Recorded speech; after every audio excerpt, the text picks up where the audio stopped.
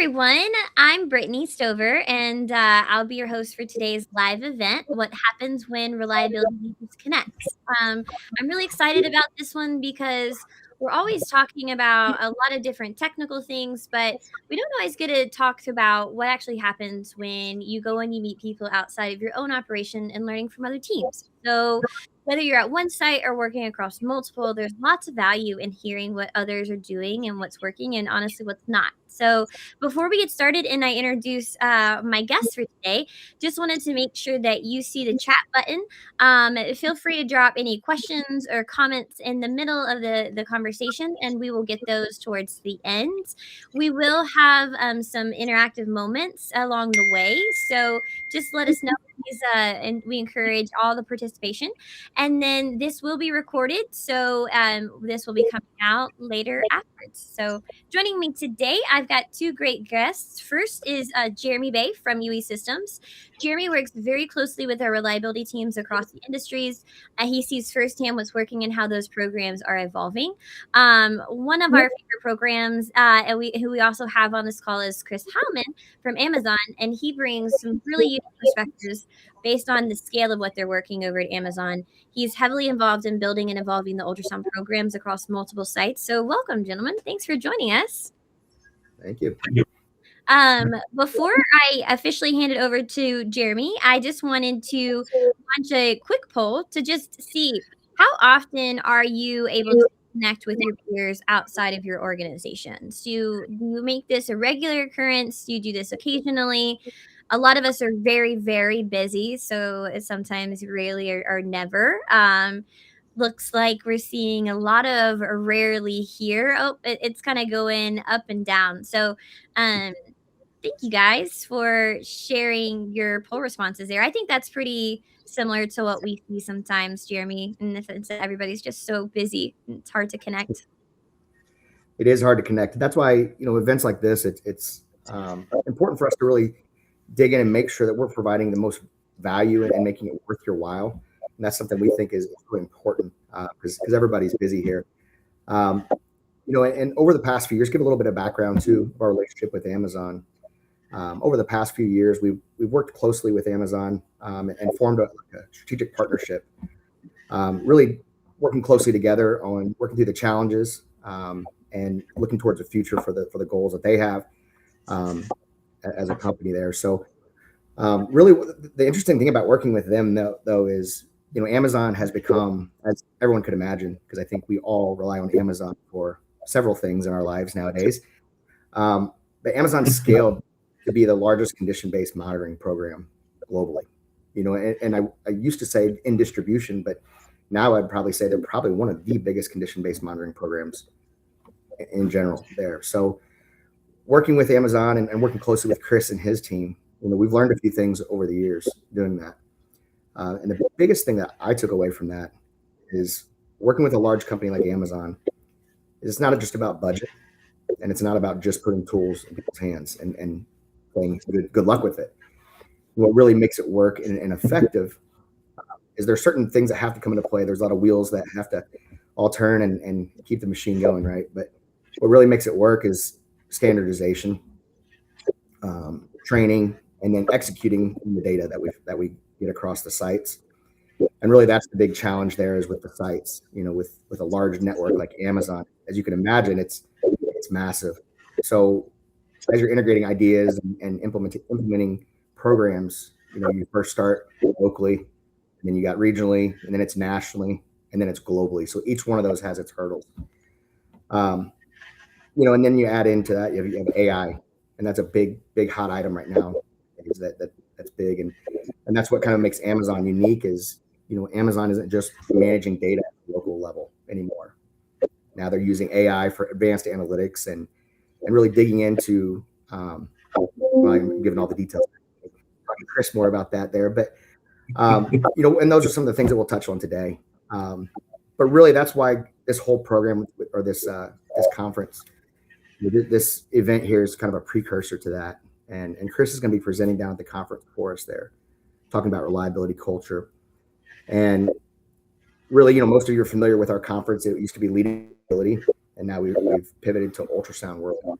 And part of that is the reason is we want it to be more interactive, so you can hear from more folks like Chris. And as I'm here, they're getting long-winded. That's the last thing anybody wants to hear from is from us at UE. You'd rather hear from guys like Chris. So on that note, kind of turn it over to you, Chris. If kind of tell us a little bit about, what is it that's worked at Amazon? That's a pretty broad question, but what has worked in your successful program? Oh, I tell you, Jeremy, it's a great lead-in question. The experience with Amazon has been plentiful and bountiful, right? It started out, the ultrasound system especially, or all of our reliability systems started out sporadically. We have thousands of Amazon facilities across the globe, but we had little regional pockets of this is what they wanted to do in California. We want to do something different in Tennessee. Spain wanted to do something different. So that was a very, very steep learning curve for us. Where everyone had, their own way of doing things. And what's worked well for Amazon in the last couple of years is standardization, right? So what's good for the goose is good for the gander. We take the technology and we roll it out. Well, before it was like, let's just flood the sites with all the ultrasound stuff, and each site will figure out how to do it. That doesn't work very well. So the key was to be able to step back as the team and set a standard. Frequency of inspections, how to analyze the data you're getting, what equipment am I going to use, right? UE Systems offers a variety of different equipment packages, RAS sensors, is it needed, is it not? So what you have helped implement, or at least start implementing, with me coming to the team, was the standardization of a lot of the stuff that we were already doing, but just trying to find the best practices.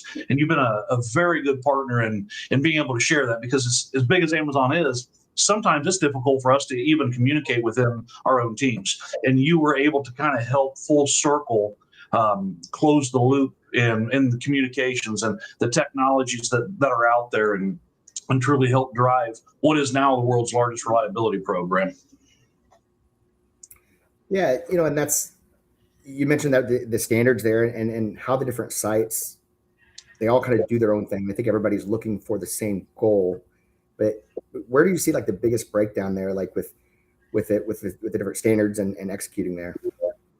So the biggest breakdown that we had internally was why we chose the direction we chose. So we have a frequency, what we deem critical equipment. So when you order something on, like, let's say you're going to order a bowling ball. I don't know why you'd order a bowling ball on Amazon, because that wreaks havoc on our equipment, but keep on buying.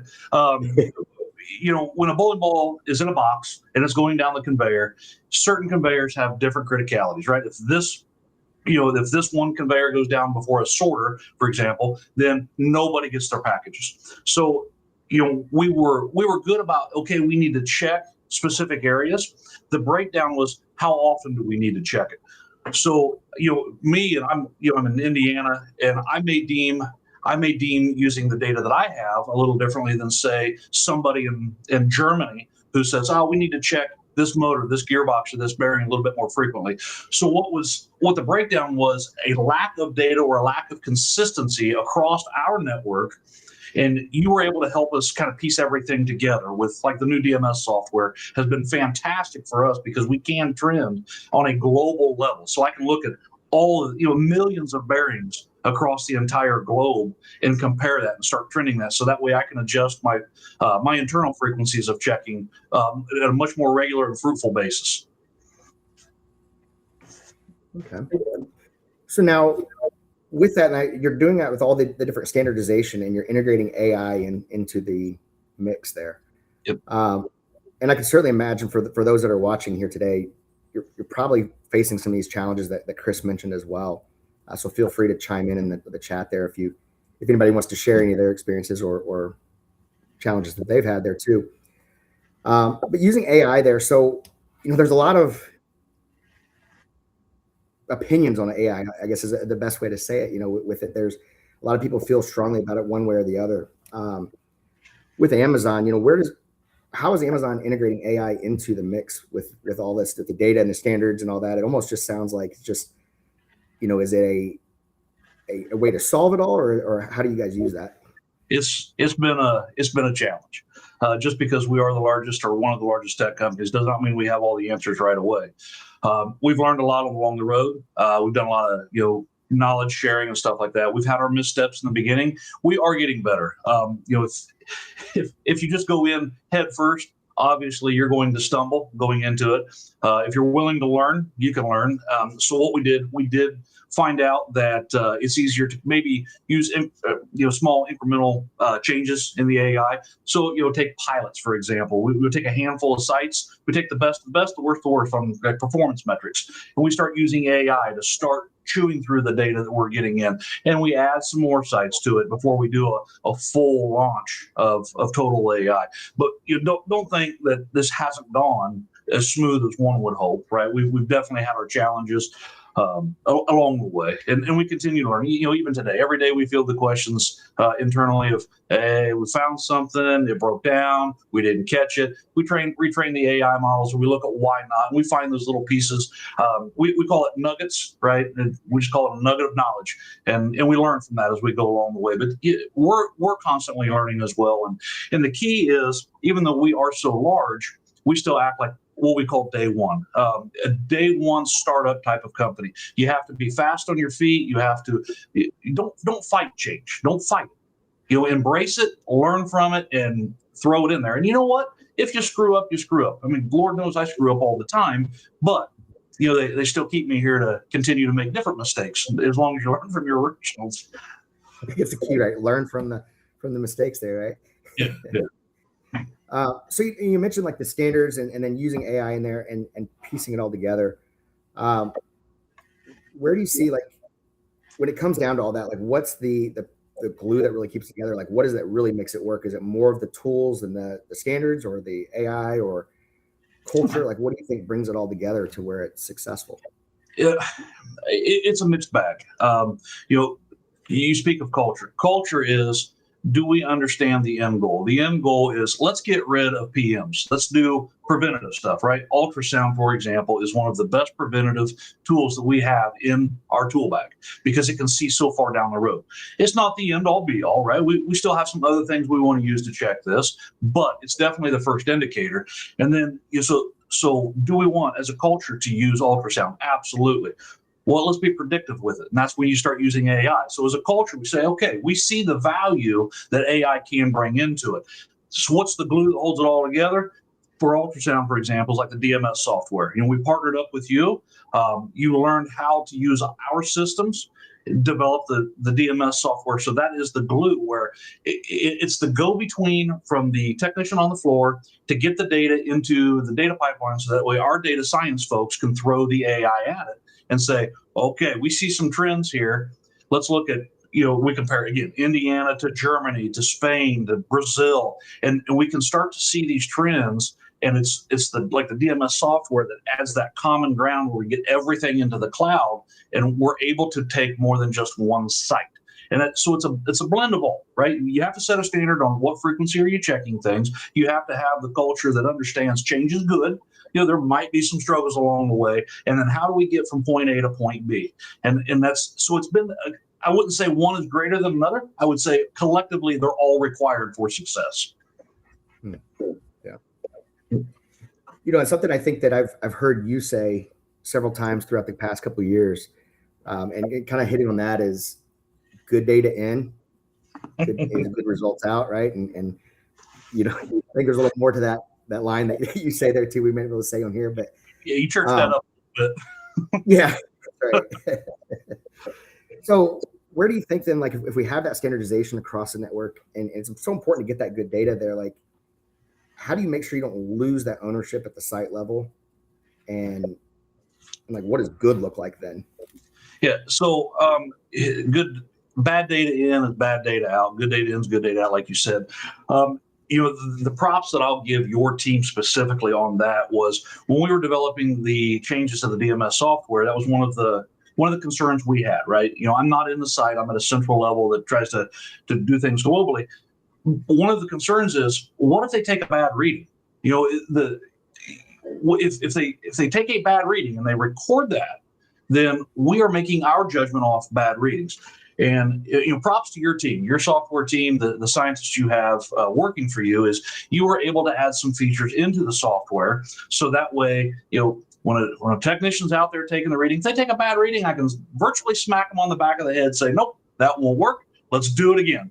There's metrics that we track internally, the open work orders, backlog, how long has it been open? We do have a service agreement with once work order drops, we have to have it closed in so much time. So that is a metric that you have helped us. If a work order drops and they keep getting bad data, it won't allow it to close the work order because it's still open in the software and it's still open in the cloud. And we're able to hold people accountable. And that has really helped streamline a lot of what we have done over the last couple of years. So that way we don't get just somebody checking a doorknob and saying they ran an ultrasound route on a 100-yard long conveyor, which we've had happen before. We've got pictures of that. It was quite interesting. But the strategic partnership that we've got and how we've adapted current technology using old thought cultures, brought them up to speed and applied standards to get what we want out of it instead of just spinning our wheels, just doing a check to do a check. This change has really helped add value and significant value to our program. And you brought up a lot of good points there, like about value to the program. And I think a lot of misconceptions, and especially from other customers that we deal with that aren't as large scale as Amazon, is they say, well, if we were as big as Amazon or we were as big as this company, that'd be easy, right? Oh, from your perspective, because you worked in large companies, not as large as Amazon, but you've worked in several different ones. Like, from your perspective, though, does that mean anything, or does that work against you, or where do you? Twofold, right? When you're trying to put a reliability program in place, it's scale. Right. Just in North America, we've got 1,700 Amazon facilities, and multiple hundreds in Europe. And I've even lost count of Asia and South America and some of the other emerging markets that we do have facilities in. The nice thing is you don't have to eat the entire pie at once. So the way that we started, the way that condition-based monitoring started at Amazon was a handful of sites. And some of those members who were so passionate, you spoke of culture earlier, but they're passionate about trying to get a program like this started. They would talk to their local sites into, hey, let's start this pilot, right? And your systems, even UE systems, they're not that expensive in the grand scheme of things for what you can save. Because the idea behind condition-based monitoring is if you can predict, further down the road that you're going to have a failure. If I know that gearbox that controls that main sorter is going to break, and based on the industry data you've got, and you're glad to share, I can predict it's going to fail within the next 30 days or longer. Years out, we can start to trend that. What it does, you start to get those incremental wins. So whether you're a multi-trillion-dollar company like Amazon or you're a mom and pop shop 2 blocks from here in the middle of Indiana that has a shoestring budget, it doesn't matter. It's the small incremental changes that you can make, and you start to show that investment is absolutely worth it. Because the most costly thing about maintenance is not the guys that have to change it, right? You have a technician who has to change that broken gearbox. That's not the cost. The true cost of failure, of catastrophic failure or run to fail, is the downtime that you incur when you don't want it. Because I guarantee that gearbox will break or that bearing will break at the worst possible time. I guarantee it, right? It's Murphy's Law. So having the investment into the CBM program, into the reliability program, does give you a little bit of fortune telling ability, if you would. I'm not a fortune teller, but it's as close as I can relate it to. And it doesn't cost millions and billions and from tremendous piles of money. It does not. You can start on a small budget as a mom and pop shop, and you can expand it to a scale like what Amazon has in thousands and thousands of facilities. Automotive is where I came from, and they were doing the same thing, not to this scale, but they were doing this. And it truly is, it's all about, I'm trying to get away, as a reliability manager, I'm trying to get away from intrusive PMs. I do not want my maintenance guy to have to go out and shut a conveyor down just to take a gearbox apart to check to see if I've got wear on bearings. I don't want that. I want that thing to be able to run forever and ever and ever, but I do want my maintenance guy to be able to go out there and put an ultra probe on it and say, hey, this sounds like popcorn in my ear. We've got a problem, boss. I think we need to schedule some overtime this weekend so we can do a gearbox rebuild. And that prevents that downtime. And that is so important, where you're no longer doing intrusive PMs, but you're able to do predictive PMs, because you can predict it's going to break instead of just letting it, snap a shaft or dump all the bowling balls off the end of the conveyor because Jeremy decides to pick up a new sports hobby. Expose me. I can tell you're a bowler. That's right. No, tell you about boat anchors all day long. They're bad too. That's been some of the most fascinating things I've seen at Amazon sites, is the different things that come through and what causes problems, like magnets and everything else that you can imagine is gets stuck or causes, Yeah. When everyone thinks it's such a, this would be so easy to do, right? You pick up your phone, I order a little dog toy that's this big, but on the same line, I'm having an 18-pound bowling ball that's bigger than my head come down the very same conveyor line, and it's going 600 millimeters a minute or a second or whatever the speed on some of those belts are. It's very, very fast. So it has been a fun adventure.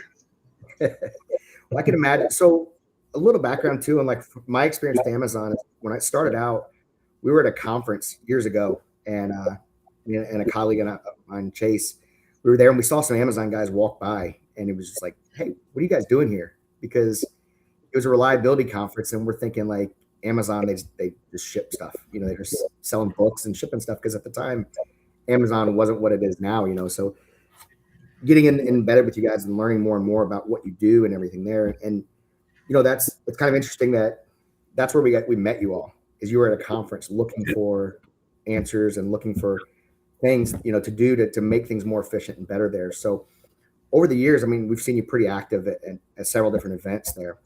So when you come to like Ultrasound World or Leading Reliability, what it used to be there, what was it that kind of steered you all to choose our event? Like, why did you see that was worth your while? Because as you mentioned, with the standardization and all that, you got a little bit on your plate with 1,700 sites, so you're a little bit busy. So like, what made you choose our event? As you go through your professional career, you learn that no matter what you do, what choices you make, you're always going to be busy, right? What do you do for doing a good job? You get another job. So what made me choose, the first time I attended your event, was the ability to connect with industry leaders. Just because I do have a very, very solid past, I can hand you my resume, my background, where I come from, and the experience I have. But it doesn't mean I'm the best at what I do. Being the best at what you do is more about being willing to accept change, ask the right question, and listen. So what your event gave to me, at least the benefit that I got personally, was I'm going to be rubbing elbows with other industry leaders who do a very, very good job at what they do. I get to talk to people in the retail business. I get to talk to people in the entertainment business. Some theme park folks I met, which very, very cool to have those conversations. And it gives me the ability to disconnect from my daily answering emails, Slack messages, It gives me a dedicated space where all of us who are in the same fight together get to share stories. There's nothing like what water cooler or coffee pot conversations. We can sit down and we can solve all the world's problems with those types of conversations. And 1 week out of your year to sit at a conference like that with all of the other industry leaders will pay dividends beyond measurable. It's the networking that you can do where, hey, I had a problem with a particular brand of motor, and we were struggling with that, and I had the same problem, and this is what we did to remedy it. And the Amazon is good at what we do, right? We all know that, but it doesn't mean we've seen it all and done it all. So being able to step outside of our comfort and talk to the other folks, even some of the competitors that might want to share some stories, it's just a great opportunity. And it does one of two things. Either you get a chance to learn, you get a chance to network, or you get a chance to both, and it proves or disproves that you are going down the right path. Because what you're going to find is there's other ideas out there that may may work better for your particular situation than what you're currently doing. And it takes the folks thinking outside the box and the other experiences that will really help you hone your skills and affirm that you need to change course or continue the course you're going. Yeah, I mean, that was the coolest thing from my perspective, is getting to see the conversations with you all coming in, because everybody wanted to talk to Amazon just because you were Amazon, and you guys were just as eager to talk to everyone else and hear, their experiences and whatnot. And that was one of you mentioned the theme parks. That was the coolest thing for me, is you were talking about the same type of motor and gearbox to a theme park, and you guys were able to relate back and forth and actually come up with some ideas together. That was pretty cool to see, I think, from another outside perspective there. Well, I'm glad it was for you, because it was very beneficial for me. Yeah. Well, and with that too, we've seen Amazon's presence down there over the past few years. Before it was just a few select that were kind of involved with maintenance, and then we started seeing a lot more of your core team in there that are there. But now we're starting to see like where you're bringing more folks in from your team, and how are you kind of deciding, like, based off of your experiences there, like who should attend that event, and then like what are you kind of hoping that those folks gain from that? So what you're referencing is the different teams, right? I stand at a global level where I try to set policy. And policy is probably not the right word, but I try to set the standard from a global level of what we want to do, how we want to do it, when we want to do it. The other teams that you are referencing happen to be the ones on the floor doing it, because it's important, in my opinion. It's important that from the top all the way to the bottom, or the bottom all the way to the top, whether you're the guy sweeping the floor or the guy deciding what room we're going to buy to sweep the floor, everybody has a role in the overall collective team. And the reason that we we give a variety of experiences going to that event is because it's every single cog in the wheel is important. The CEO of a company is no more important than the guy, taking out the trash. Everybody has a job to do, and perspective of your job and that feedback and that experience and that sharing of stories is so important and so valuable. And the one event that you can have that collective nature of everybody that has a piece of that pie is so nice, where we can sit around for a dinner and I can speak to technicians that I've never spoke to, never met them, I've never spoke to them, but I get to spend an hour with the guy that's physically doing the job. And he said, "You know what, Chris, you're an idiot, and this is why." And it's okay, because I can have that conversation at dinner. And that's such a valuable event to be able to sit with a guy, and he's not going to be there. He or she, my apologies, they're not going to be there if they are not passionate about what they do. And that's what's key. The folks that attend are passionate about, let's make this the best and the most reliable system we can possibly make. You don't get somebody there who doesn't want to be part of the reliability team, right? It's not easy to get the justification to travel for a week and to spend all week, talking and sharing stories, when the boss really wants you to be back at the shop fixing stuff. So it's only the passionate people and the ones who truly understand what we're trying to do that do attend those. And so it's kind of nice, because it does filter out some of the ones who just want to not be in the office, if you know what I mean. Tire kickers and whatnot, right? Yeah, right. Yeah. No, and that's so, like, from those conversations and whatnot that you all had, were you able to take anything from that, you think? Like, did you see like anything did it drive anything for you guys, or? Absolutely. I can't speak to the specifics of a few of the changes. I will, there's some product development that's happened on your end because of some of those conversations where, you or Blair were sitting on the side and you overhear us maintenance folks talking like, "Well, you have a need for that? Well, yeah, I got the same problem. He's got the same problem." And then you develop something, something like that.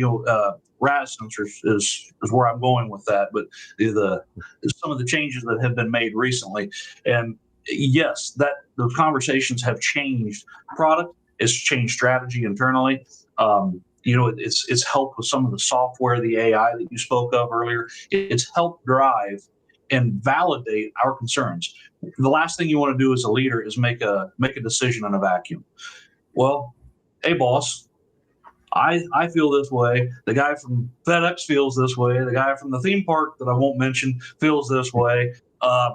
Maybe we are on the right path, and let's bring somebody in. Let's have a bigger conversation and see if we can drive some change and to better. It's better for everybody when you all have a collective opinion about the direction you should go, and it does work. Yeah. So, what's some advice that you would say for folks that are thinking about coming down and trying to decide like who should come and if they should come or not? Like, what's some advice that you would offer, and maybe expectations for them to have for it? It's a very busy week, and I would say for the type of people you should send. I'm a global manager, and so I get to talk to all different cultures, and I would say at my level is probably my level. I found a lot of value. I can't speak above my level. I don't know that necessarily from a business standpoint. Like if you're the CEO of a company, a large company like us, probably not your cup of tea, just because you don't need to be mired down in the mud. But anyone who's trying to set standards, set policy, I wouldn't send finance folks. I would definitely send maintenance folks. I would send your engineering crew that wants to increase reliability, because they should report out to the president or CEOs. And what you have to offer in this event is the guy doing the job or the gal doing the job, all the way up to the managers that do we want to invest in this technology, because it's not so limited of conversations where we're only going to talk dollars and cents. We're only going to talk return on investment. That's not the case. We talk about all of it. It's a variety of conversations or a variety of information, and it's great for a lot of folks. I can't limit into only send technicians or only send your managers. That's not the case. That's absolutely not the case. I've had some of the best conversations with the technicians, like I mentioned earlier, just because their boss allowed them to come down, and it is just so valuable to have those one-on-one conversations while you're walking down the street or something after hours. Because the thing about these kind of conferences, it's not an 8-hour day, right? These conferences, it truly is. Outside of sleep, you work all day, because you're talking about work. You're talking about what you're passionate about. You're talking about what you do, and you get to talk to so many different people. So the variety is what's great about it. So send one, send all, and let's have a big old in a conference room chat. There we go. That's one of the things that I'm most excited about this year with the shift back to Ultrasound World, is making this more interactive like that, like you mentioned, and sitting down with folks like you, like at that table. We plan on having some roundtable discussions. We have the main presentations, yours being one of them, but also then we plan to break up into groups and have folks sit down with you and other people in the industry there. And really, we want people that are learning how to build a program. We want them to sit down at the table, but we also want the ones that have a successful program that maybe just need to make a few tweaks along the way, and everybody put their heads together and collaborate, like you mentioned, because there's been a lot of books written about reliability and a lot of different methods and theories and everything out there, but no one's really come down to the one that's the perfect fit, right? It's all part of it. I think that's where the culture comes into there and the networking part of it. So absolutely. Yeah. And so with the rest of the group watching, I don't know if we have some input there in the chat there, but has anybody else faced some challenges there that maybe has some questions there, or, maybe want to run by Chris? We got Chris on here for a couple of minutes and as a precursor to the conference coming up too. Anybody curious about any of this, or have any perspective as well? Yeah, and I think as people are chatting in, we could probably, I know Chris mentioned, bringing AI into the reliability program. So I'm gonna just throw a poll out and just see what people are thinking about. What are some challenges and concerns with implementing AI into your reliability programs that you have, that Chris could maybe speak to? Fear of the unknown, replacing that manpower, data security. Looks like a lot of data security issues and things like that is running right now. So as we're getting more questions in and things like that, maybe Chris, you could kind of speak to, because that's overwhelmingly what. Absolutely. So data security, right? Nobody wants their data to get into the wrong hands. We all have the fear that the hackers are going to steal our identity and all the information about what we're doing. Here's what's nice. Being from Amazon, we use AWS. Everyone knows AWS. Very, very secure. We have military contracts and store. It's no secret. What you did, what you as in UE Systems did, when we came to you and said, "Hey, let's further this conversation about the global data," because when we first started, it was pockets, right? We had it on a laptop, we had it individual sites, and a guy in Indiana could not see what was happening in Tennessee. What? This is 2026. Why not? Well, it's because we didn't upgrade the software. It was us on us. So what UE Systems did is they came to us. They came with us, in partnership, and then we pulled in some folks from AWS to develop the software. So the software that we haven't programmed it. This is your software. The software that you have programmed is secure enough that it even meets the AWS requirements, which also meets the military requirements for any kind of security.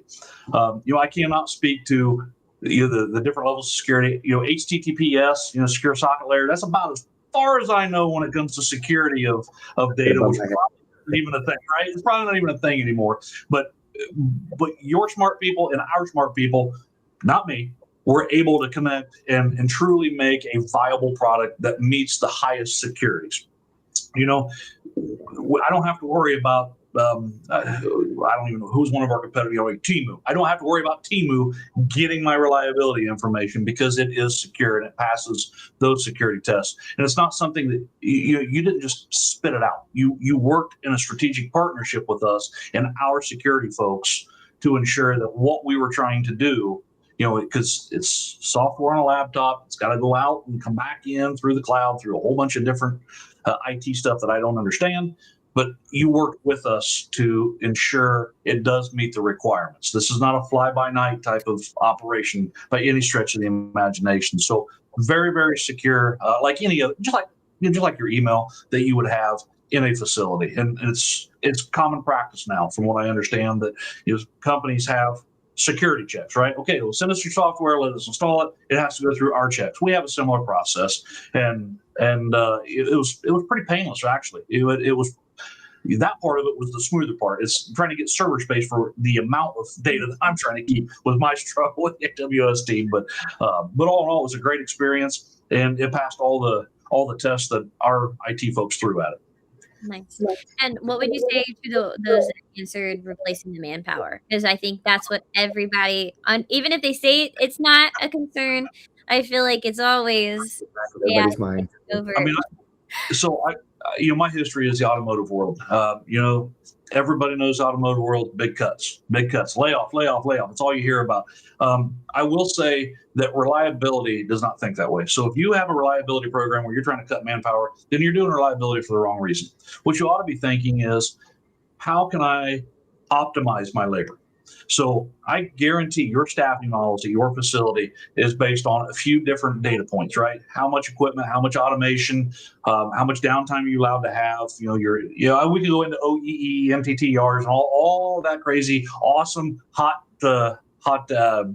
abbreviations for the words that we like to use in reliability, but we won't. It comes down to one thing. It comes down to labor optimization. Instead of the guy or gal going out there, shutting a machine down and changing the oil, why not let it run and let the machine tell you when it's got a problem?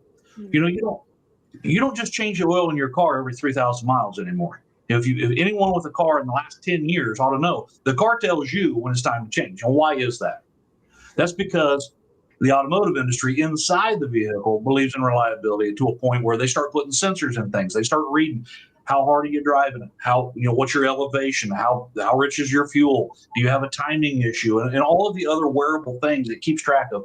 If anyone has ever driven a car down the highway, hit a bump, and 300 check engine lights come on, you know what I'm talking about. So it's not trying to cut. It's not trying to change your labor staffing models is trying to optimize so that way you don't waste your time changing oil or changing bearings just because that's how we used to do it and that's how we're going to continue to do it. That's crazy thinking anymore. Now let's use the data. Let's use the science, because ultrasound, for example, is one of the best sciences we have out there in vibration analysis to be able to say we have a problem. A good bearing and a bad bearing sound completely different. And even I'm half deaf from all the years in the factory. I can still hear the difference when I put that tool on there. And believe me, it's not questionable. It's like, you may question how long that thing's going to last before it grenades. And bowling balls go that way and boat anchors go that way. But the science is solid. So think about optimizing your labor. I would rather see somebody instead of sitting, old automotive days, we had maintenance sitting at their toolboxes waiting.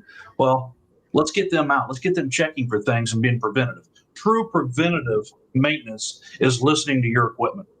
You have to listen. A lot of us say we listen, but do we really?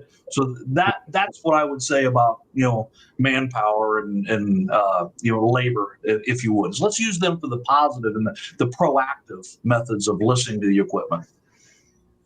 Nice. That's one of the coolest things that I've seen that you all have done with the AI side of things and the analytics. There is, like you mentioned, is you're putting folks where the time is most efficient, and really, like when you look at the big scheme of things, that's the ultimate job saver at that point. There is, you're guaranteeing those folks that have those skills that are hard to come by nowadays. They're able to use them in the best spot versus changing oil or running routes that are necessarily more of a incremental base there. So absolutely, it's been impressive there, and I think you guys have had some successes there. And I'm sure at the conference you'll be able to share a little bit more about that. I can't give all my secrets out today. That's right. We can't give all the goodies away, right? Gotta buy the cow first. I think that leads us to a good follow-up question, final of what are you most excited about coming down to Ultrasound World, and what are you the most excited about bringing and then taking away from it as well this year? Oh, that's a tough question. I mean, obviously, getting to see the both of you in person again is my number one, number two favorite thing. I'm not going to tell you which one's number one, which one's number two. This is going to be the first time that I'll be speaking, and I was so impressed with some of the speakers that I have seen. I've got some large shoes to fill, and I'm always up for a good challenge. I love a challenge, as anyone who's met me would agree. And the other thing is I like to talk. So I mean, you're right. I mean, how great! Not only do I get to talk, but I get to talk about what I do, which I absolutely love. So how can it get any better than that? And I mean, let's face it, the venue's a pretty nice venue to be talking for the nightlife after you get done talking, because your throat's a little sore or something. You need fresh air is the best source to fix that. Right. No, for sure. Well, I thank you guys so much for joining us today. Really appreciate you sharing your perspective. I have thrown up on the screen here a overview of Ultrasound World. We're really excited. We're launching our first master's class in lubrication certification on our first day. The second day is the innovations, that roadmap of where UE Systems is going, where our customers are going. And then that third day is really these engagement of just getting with those panel discussions, sunshine sessions out in the sun, to get out of the conference room and change a bit of perspective. So if anybody is interested and they've heard the conversation from today and you're thinking about, what is ultrasound all about, or Ultrasound World all about, you might want to be in the same room as Chris and Jeremy and I, and sharing those ideas and moving forward. There's a QR code on this screen. So if you haven't registered, we'd love to see you there. If you have any questions, you could reach out to any three of us. And I think that's all we have for today, guys. So thank you guys so much again. And we hope everybody has a wonderful rest of your day. Thank you. Thank you. Bye. Bye.